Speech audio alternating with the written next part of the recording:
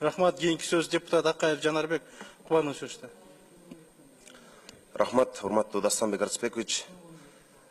Менин жеке пикиримде Токон Мамытов Кыргызстандын акыйкатчысы болуп шайланбашы керек. Анда парламент дагы бир жолу коомчулуктун катуу сынына кабыл. Соңку учурда мен абдан таң калып атам. Мындай элдин кыжырына тийген кандидаттарды каяктан издеп табасыңар, мен таң калам да силерге. Бишкектин мэри, министрлер, соттор, алып келген кандидаттарыңардын бирөөсүнө дагы эл ыраазы эмес. Коомчулуктун сыны абдан катуу болуп атат. Ошентсе силер үстөк посток дагы коомчулук кыжырданган кишилерди улам сунуштап атасыңар.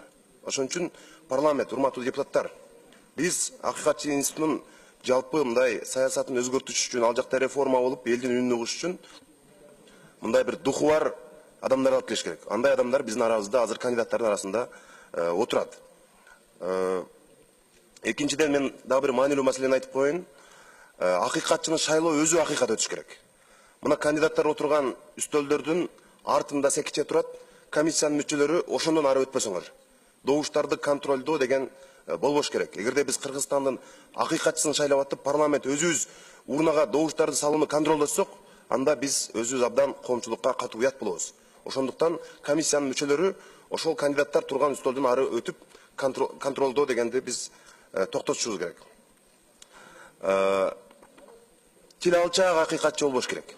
Мына азыр бийлик сунуштаган адам ошондой болушу мүмкүн. Анткени Токон Болотбекович өзү адам катары абдан жакшы киши, мамлекетчил, бирок акыйкатчы кызматына мен оюмча жарабайт.